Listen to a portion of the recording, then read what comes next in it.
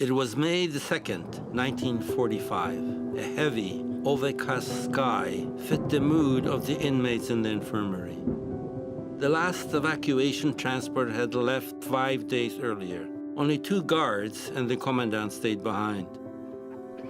My father shuffled among the bunks, helping others with a cup of water or shifting their bodies on the thin straw mattresses.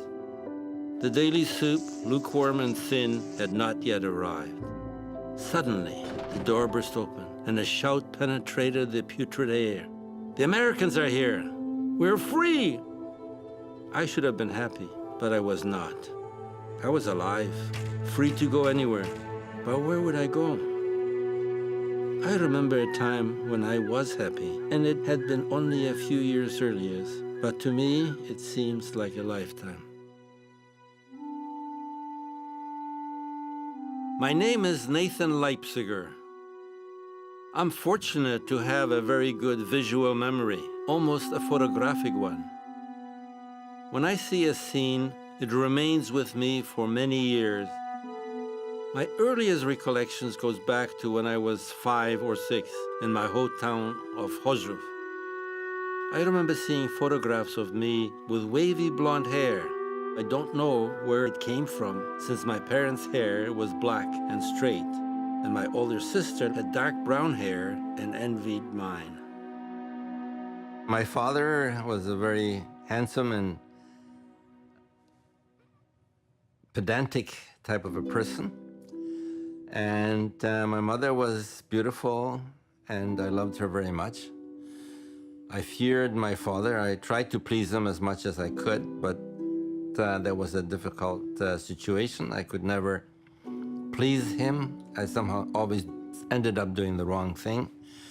And seeing disappointment in his face, whereas my sister, whatever she did was wonderful, and she was the apple of his eye. My story begins in 1939 when Hitler's forces invaded Poland. And we knew that the war was about to happen. My father sent us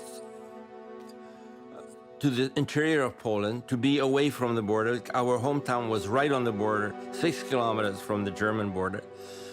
They anticipated that the Nazis would come through Silesia.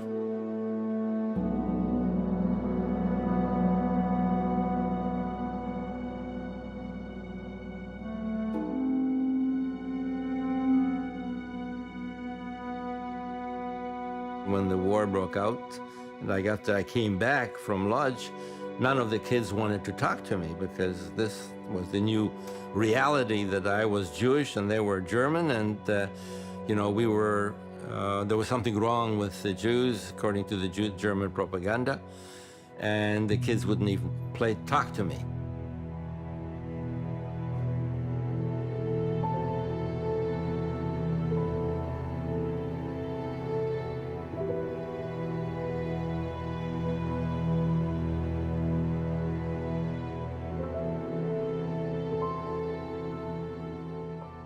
We were issued a pair of pants, a robe for a belt, and a jacket marked with large letters KZ on the back. No shoes. We dressed quickly. My father's pants were too short and his jacket too tight. My clothes were terribly large. We exchanged our clothes quickly and mine fit him a bit better. My jacket was still much too large and could fit around me twice. Obviously, boys had not been expected. We lined up again and were told the rules of the camp. This is a concentration camp, not a sanatorium. You'll do as you're told. Your life expectancy is 4 months, and there are 2 choices. You may be selected to go to work, or you may be sent to the gas chambers where your family members are now being processed. No explanation was needed. We all knew what processed meant.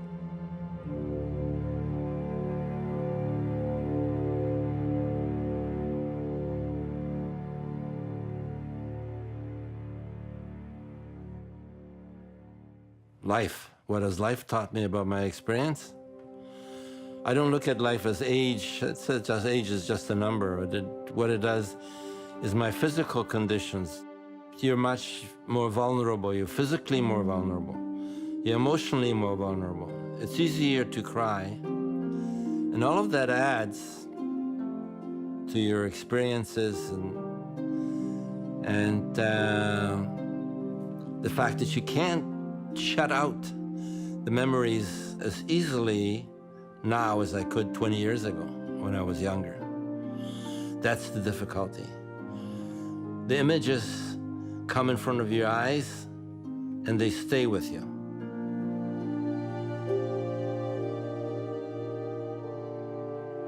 I take great amounts of energies from them. They invigorate me. Their response, the fact that I can see how they react when I talk to them, the fact that I have an emotional